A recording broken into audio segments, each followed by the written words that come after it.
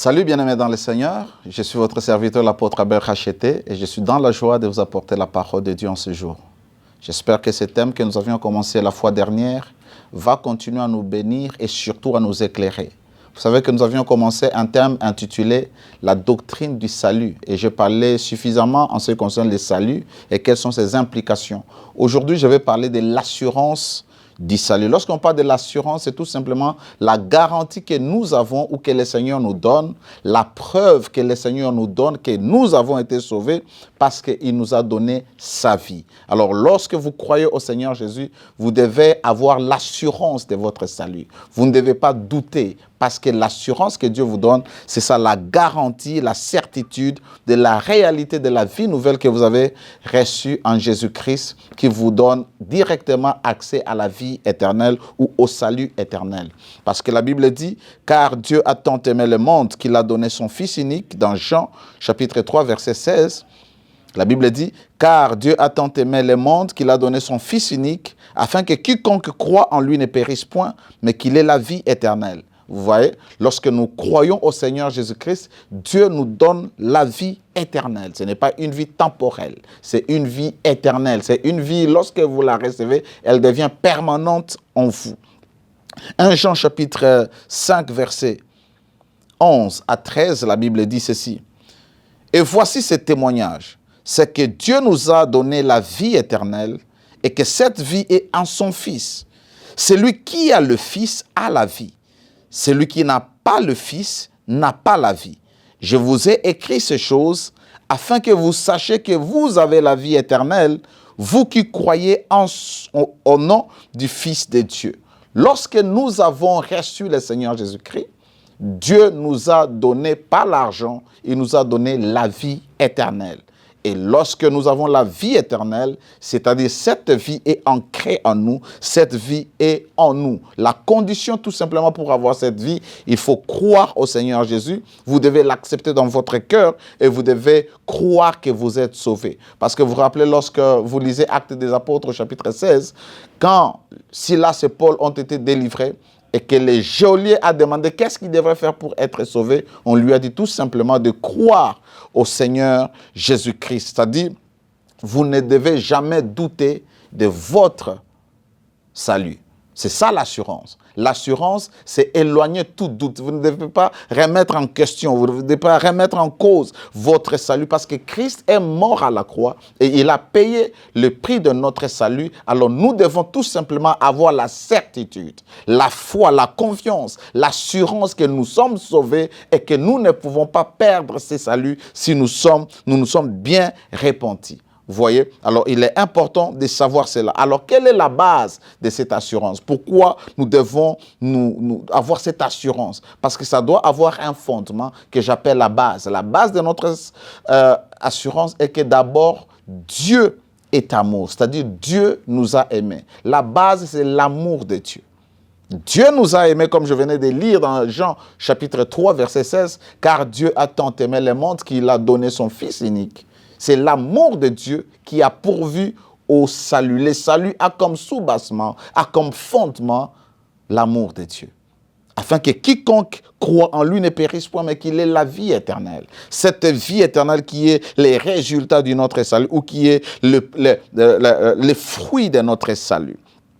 Lorsque nous lisons Romains chapitre 5, verset 8, la Bible dit « Mais Dieu prouve son amour envers nous, en ce que lorsque nous étions encore pécheurs, Christ est mort pour nous.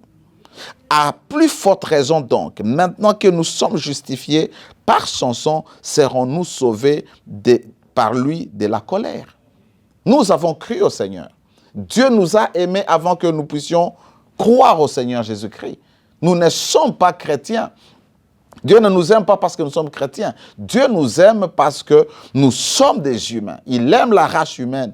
Et Il nous a aimés avant que nous soyons sauvés. Il nous a aimés lorsque nous étions encore pécheurs. Christ est mort pour nous. Il a donné son Fils afin que quiconque croit au Fils qui a été sacrifié, qu'il ait la vie éternelle. Il nous délivre alors de la colère. La colère ici, la fois passée, j'avais dit que c'était les jugements de Dieu. C'était les châtiments de Dieu qui devaient tomber sur toute personne qui vit dans le péché ou toute personne qui est pécheur. Parce que le salaire du péché, c'est la mort. Et la colère ici, c'est les jugements de Dieu qui conduit à la mort éternelle ou à la mort dans les temps des feux.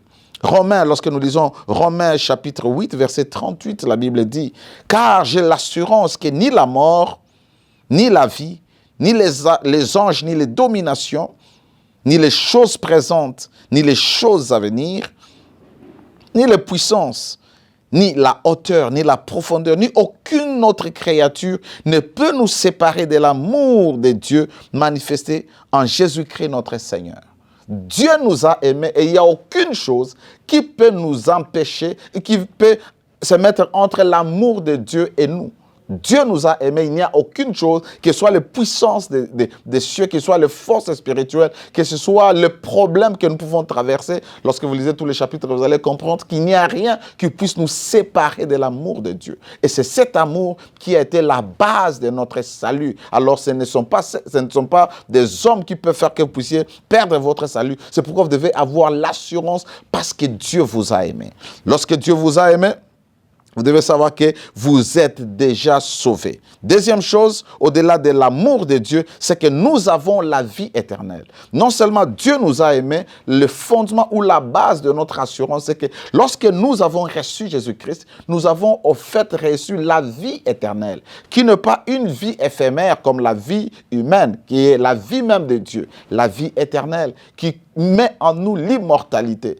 Lorsque je parle de l'immortalité, ce n'est pas à dire que ce corps ne va pas mourir, c'est-à-dire notre vie va continuer à être dans la présence de Dieu éternellement. C'est ça la vie que nous avons reçue. Nous avons la vie éternelle. Elle n'est pas éphémère, elle n'est pas temporelle. Jean chapitre 10, versets 28 à 29 dit ceci. « Je leur donne la vie et elles ne périront jamais. Et personne ne les ravira de ma main.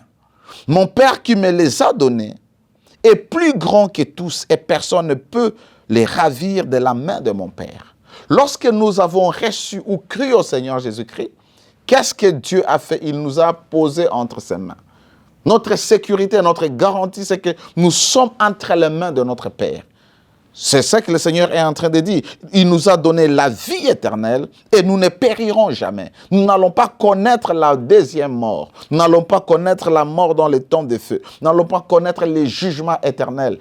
Alors, voyez que Dieu nous a donné la vie et personne, pas même vous-même, personne ne peut les ravir de ma main parce que nous sommes protégés entre les mains du Seigneur. Mon Père qui me les a donnés est plus grand que tous et personne ne peut les ravir de la main de mon Père. Si nous sommes dans les mains du Fils, nous sommes automatiquement entre les mains du Père. Vous comprenez? Alors, la vie éternelle, elle est en vous. Personne ne peut la retirer. C'est pourquoi vous devez avoir la certitude que vous êtes sauvés.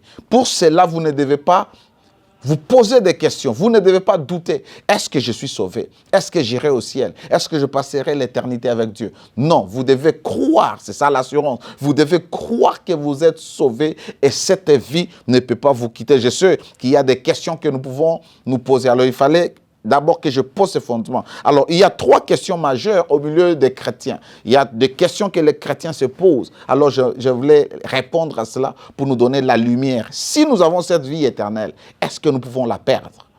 Est-ce qu'elle peut nous être ôtée? Nous devons savoir quand est-ce que cette vie, nous pouvons la perdre ou quand est-ce que nous ne pouvons pas la perdre. Si vous avez reçu réellement Jésus-Christ dans votre vie de manière vraie, pas tout simplement par confession, cette vie, vous ne pouvez pas la perdre parce qu'elle est éternelle, elle est un sceau dans votre esprit, dans votre vie. Alors, il y a 3 questions majeures.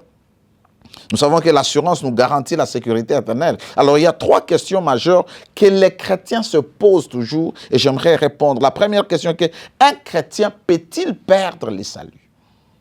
Est-ce qu'un chrétien peut perdre le salut? Alors, avant de répondre à cette question, j'aimerais d'abord que nous puissions comprendre qu'est-ce qu'un chrétien. Alors, un chrétien, selon le dictionnaire, c'est une personne qui croit en Jésus comme le Christ ou adhère au christianisme, c'est-à-dire la religion basée sur les enseignements de Christ. Et ça, c'est une définition mondaine. Cette définition, comme vous le voyez, ça ne communique pas le vrai sens ou le sens biblique du mot chrétien. Le mot chrétien est répété 3 fois dans le Nouveau Testament, dans les Actes des Apôtres et dans 1 Jean. Vous savez, lorsque pour la première fois les chrétiens ont été appelés, les fidèles de Dieu ont été appelés chrétiens, c'était après que l'Église soit née, après plusieurs années. Alors, le mot chrétien a perdu son sens initial. Mais initialement, ceux qui avaient cru au Seigneur Jésus-Christ, on les appelait soit les fidèles, on les appelait soit les saints, on les appelait soit les frères. Et c'est à Antioche, lorsque vous lisez Actes des Apôtres, chapitre 11, verset 26, c'est là que pour la première fois, ceux-là qui avaient cru au Seigneur Jésus-Christ, on a commencé à les appeler les chrétiens. Pourquoi? Parce que leurs paroles, leurs actes, leur conduite, leur comportement reflétaient le comportement de Christ. Ils étaient comme l'impression ou le copie de Christ. C'est-à-dire leur manière de vivre, leur manière de marcher, leur manière de se conduire reflétait Jésus. Et c'est ça qui a fait que les gens commencent à les appeler les chrétiens. Et notez bien que ce sont les païens qui les avaient appelés, parce que Antioche se trouvait en Syrie, c'était d'ailleurs la capitale de la Syrie, la Syrie ancienne.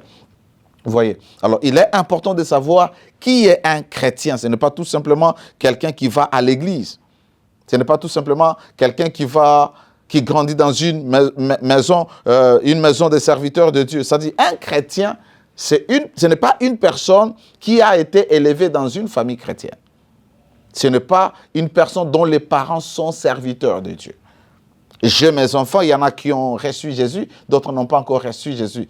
Ils sont sanctifiés à cause de nos prières, à cause de la grâce de Dieu qui couvre notre maison. Mais eux-mêmes, pour être sauvés, ce qui concerne le salut de leurs âmes, ils doivent recevoir Jésus-Christ. Ce n'est pas parce qu'ils sont mes enfants qu'ils sont chrétiens. Un chrétien, ce n'est pas c'est une personne qui s'est avancée lorsqu'on a fait l'appel au salut. Il est venu devant, il a fait une prière. Parce qu'on peut faire cette prière et ne pas être sauvé vraiment. Parce que ça peut être juste une formalité. Je vous ai dit la fois dernière, je connais une église où lorsque les gens venaient pour la première fois, ils ne se souciaient pas que vous étiez déjà serviteur de Dieu, que vous étiez chrétien. Quand vous êtes visiteur dans cette église, on vous disait d'aller devant et vous faisiez recevoir Jésus-Christ. Ce n'est pas le fait d'aller à l'église, assister à un culte, même servir, qui fait de nous chrétiens. Parce qu'on peut servir Dieu, on n'est pas chrétien. Ouais, on peut prêcher, on peut balayer la salle, on peut chanter, mais on n'est pas chrétien. On peut faire même des dons à l'église. Cela ne veut pas dire que vous êtes chrétien. Mais un chrétien véritable, il va faire toutes ces choses. Il va aller à l'église, il va confesser le Seigneur Jésus-Christ, il va faire de bonnes œuvres. Mais ces choses ne sont pas la garantie qu'une personne est chrétienne. La Bible dit ceci dans Éphésiens chapitre 2, versets 8 à 9. La Bible dit: car c'est par la grâce que vous êtes sauvés par le moyen de la foi. Et cela ne vient pas de vous, c'est le don de Dieu. Ce n'est point par les œuvres afin que personne ne se glorifie. Nous sommes sauvés par la grâce en croyant au Seigneur Jésus-Christ. Ce n'est pas à cause de nos œuvres. C'est-à-dire faire de bonnes œuvres ne garantit pas que nous sommes sauvés. Même les païens, il y a des païens qui font de bonnes œuvres. Vous voyez que faire les bonnes œuvres, c'est notre nature maintenant en tant que chrétien. Maintenant, qui est chrétien? Parce que j'ai dit ce qu'il est chrétien n'est pas. Il n'est pas celui qui va à l'église. Parce qu'à l'église, on peut être là, dans un culte, dans une église, être enregistré même comme membre effectif. Et on peut même baptiser une personne, mais la personne n'a jamais cru. La personne n'a jamais été convertie. Un chrétien, c'est une personne qui est née de nouveau. Il a écouté la parole et par le mystère du Saint-Esprit, il est passé par le processus de la régénération. Il est une personne qui est née de nouveau, née de Dieu. C'est ça un chrétien. Un chrétien, il a cru au Seigneur Jésus-Christ, il l'a reconnu par la foi dans son cœur comme son unique sauveur et Seigneur. Il croit au Seigneur, il le confesse comme son Seigneur, ou il croit dans son cœur que Christ est son Seigneur et il est son sauveur.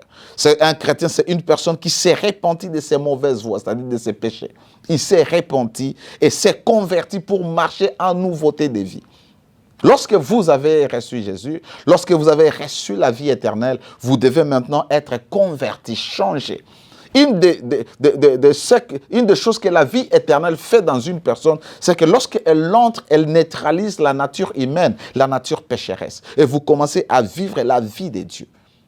Vous voyez? Et vous produisez maintenant le fruit qui sont dignes de la repentance parce que vous êtes mort au péché.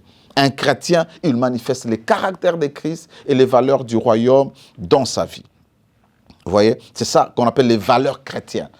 C'est-à-dire, lorsqu'une personne dit qu'elle est sauvée, nous devons voir sa vie. Nous devons voir les fruits que la personne produit à cause de la nature de la vie que cette personne a reçue. Vous voyez? C'est très important de comprendre cela, car la Bible dit, dans 2 Corinthiens chapitre 5, verset 17, « Si quelqu'un est en Christ, il est une nouvelle créature. Les choses anciennes, la nature pécheresse, la vie des péchés est passée. Voici toutes choses sont devenues nouvelles. » Alors, je vais répondre à la question que nous avions posée avant que je ne parle du concept du chrétien. La réponse, est-ce qu'un chrétien peut perdre son salut?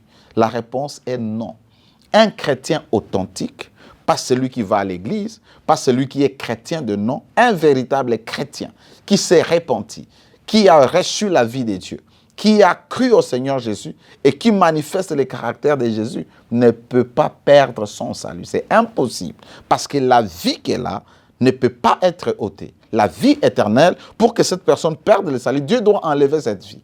Dieu doit enlever la nature de Dieu qui lui a donné, la nouvelle création qu'elle est devenue. Dieu doit enlever pour que cette personne puisse perdre le salut. Alors vous comprenez qu'un chrétien authentique ne peut pas perdre son salut. Et Dieu n'est pas là pour nous sauver et ensuite nous puissions perdre les saluts. Alors, la question qui vient après, c'est que dire de ce chrétien-là qui continue à vivre dans le péché? Ils sont chrétiens, ils vivent dans le péché. Et nous savons que celui qui vit dans le péché n'héritera pas le royaume de Dieu. N'est-ce pas? C'est ça. Que dire d'un chrétien qui vit dans le péché? La réponse est que tout chrétien authentique ne vit pas dans le péché. Ne vit pas continuellement dans le péché. Est-ce qu'il ne peut pas pécher? Oui, il peut pécher. Pourquoi nous péchons? Nous péchons parce que lorsque nous avons reçu la vie de Dieu, cette vie, cette nature de Dieu est entrée dans notre esprit.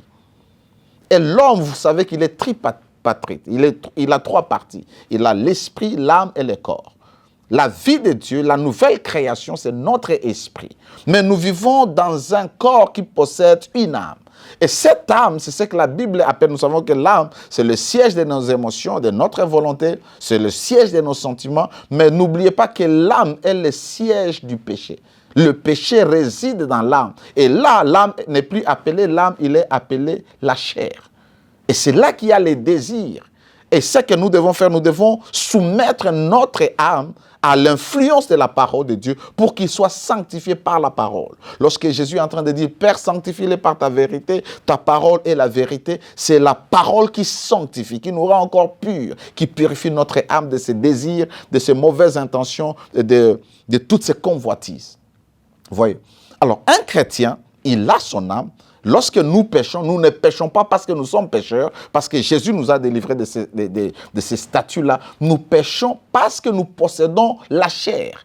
Et la chair a ses désirs. Mais parce que nous avons la vie de Dieu, cette vie nous donne aussi le pouvoir de vaincre les désirs de la chair. C'est pourquoi la Bible nous encourage de ne pas céder aux convoitises de la chair. Parce que nous avons le pouvoir. Dieu ne va pas vous demander quelque chose que vous êtes incapable de faire. La vie de Dieu en nous peut nous rendre capables de vaincre les désirs de la chair qui nous pousse au péché. Vous voyez que nous tombons dans le péché à cause de la convoitise, mais pas à cause de notre nature. Parce que maintenant, dès lors, nous avons la nature de Dieu, mais il faut que cette nature influence aussi notre âme qui possède ses désirs. Comme je l'ai dit, un chrétien authentique ne va pas continuer à vivre dans le péché parce que ce n'est pas sa nature. Jean chapitre 3, verset 6, puis verset 8 et 9 dit ceci. Quiconque demeure en lui ne pêche point. Quiconque pêche ne l'a point connu et ne l'a pas vu et ne l'a pas connu. Verset 8. Celui qui pêche est du diable, car le diable pêche dès le commencement. Le Fils de Dieu apparu afin de détruire les œuvres du diable. La puissance du diable qui garde les gens dans la prise ou dans la pire de Satan, dans la prise du péché. C'est ce que Jésus a détruit. Quiconque est né de Dieu ne pratique pas les péchés parce que la sémence de Dieu, qui est la vie de Dieu, qui est venue par la parole, la sémence de Dieu demeure en lui. Il ne peut pas pécher parce qu'il est né de Dieu. Nous sommes nés de Dieu, nous avons la nature de Dieu, mais lorsque nous péchons, c'est-à-dire que nous sommes soumis, nous obéissons au désir de notre chair. Parce qu'un enfant de Dieu ne pratique pas les péchés. Il dit ici, on dit qu'il ne pratique pas le péché, c'est-à-dire il ne vit pas dans le péché comme un pécheur, comme un païen.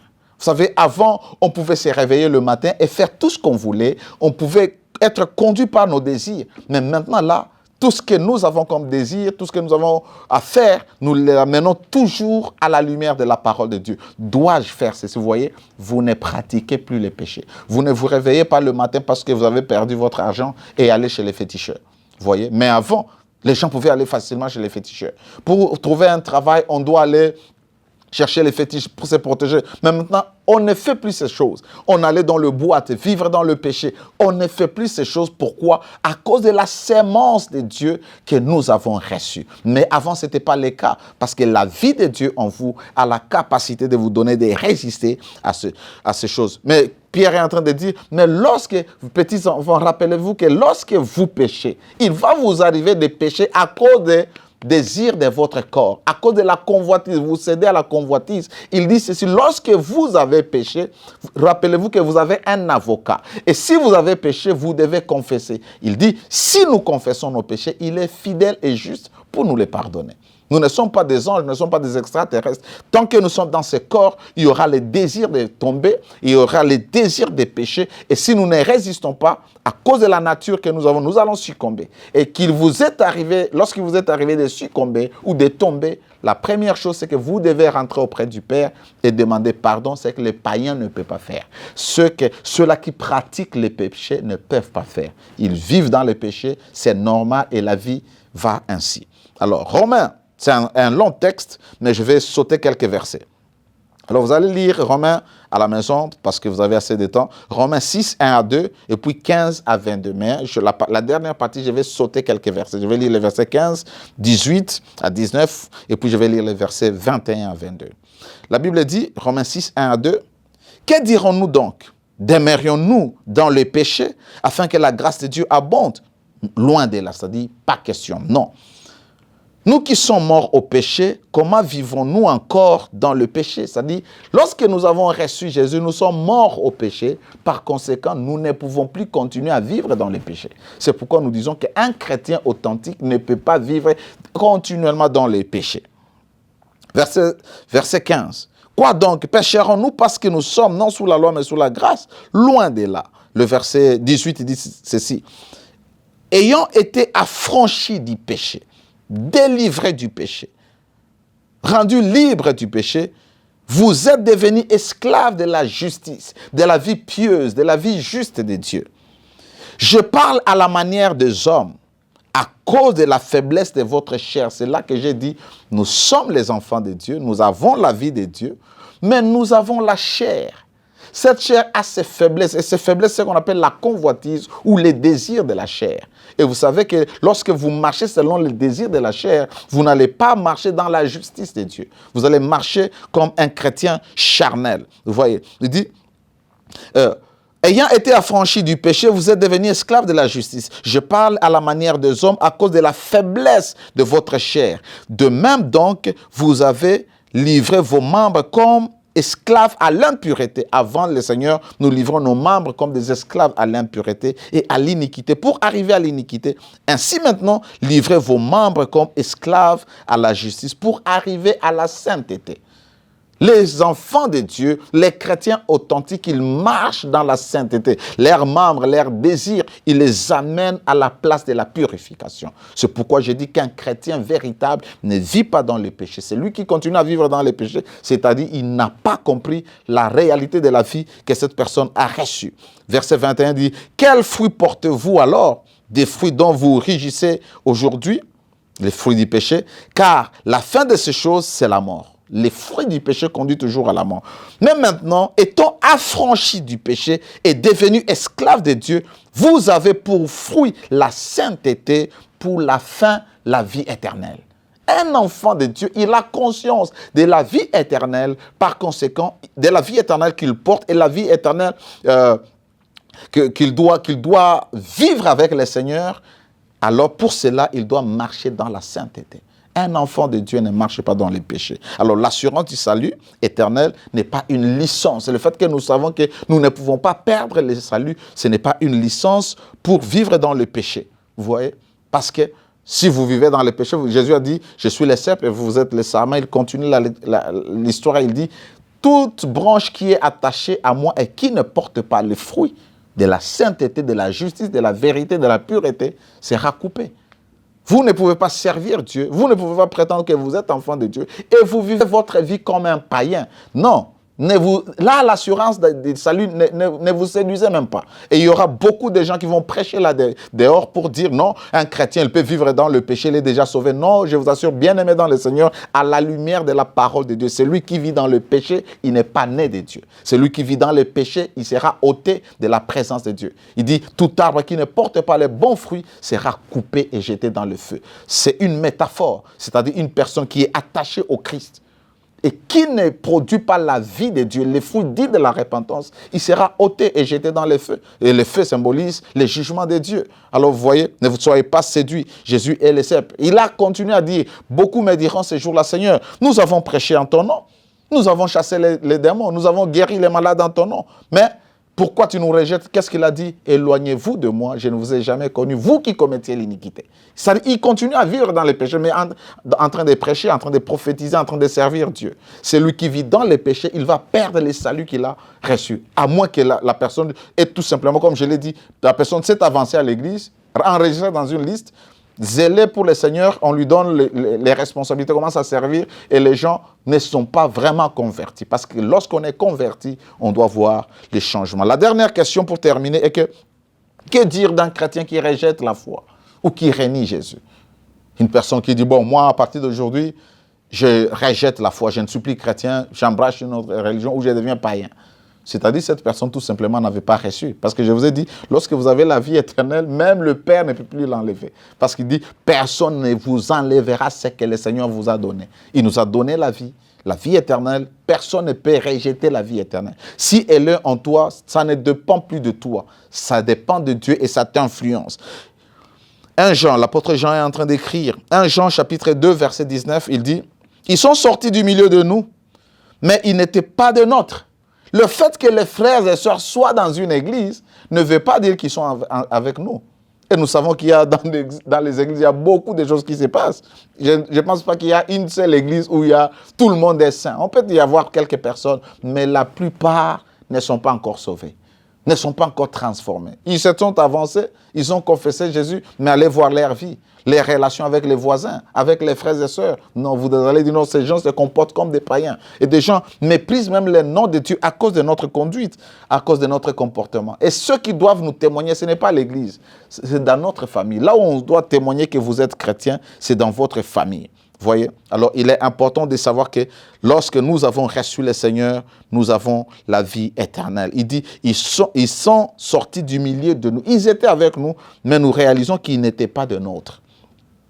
Car s'ils eussent été de nôtres, ils auraient demeuré avec nous, mais cela est arrivé afin qu'il fût manifeste que tous ne sont pas de nôtres.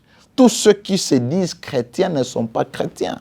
Un chrétien, c'est la vie qu'on a et les résultats extérieurs qu'on peut voir. Alors, un chrétien authentique ne peut pas rejeter la foi. Si quelqu'un change de religion, embrasse une autre religion, c'est-à-dire qu'il n'avait pas vraiment reçu la vie de Dieu, même si la personne était à l'église. C'est pourquoi vous voyez des sœurs, aussitôt qu'un frère d'une autre religion, que nous croyons qu'ils ne connaissent pas le Seigneur, vient l'épouser. Je connais des gens qui ont changé de religion, tout simplement. Je ne parle pas des églises, je parle des religions, c'est-à-dire des croyances. Change la croyance chrétienne, embrasse une autre croyance, vous voyez, parce qu'elle a besoin du mari. C'est-à-dire que cette personne n'avait pas été vraiment affranchie, n'a pas compris qu'elle a reçu la vie éternelle et elle devrait marcher maintenant avec Dieu. une personne qui est sauvée ne peut pas régner la foi. Que le Seigneur vous bénisse. Voici les quelques questions que j'avais à répondre à la lumière de l'assurance que nous avons de notre salut.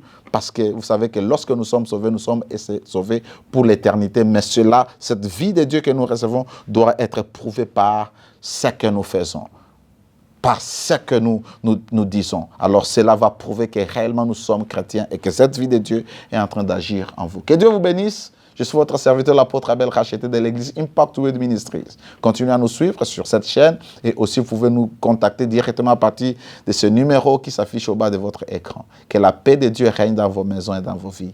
Amen.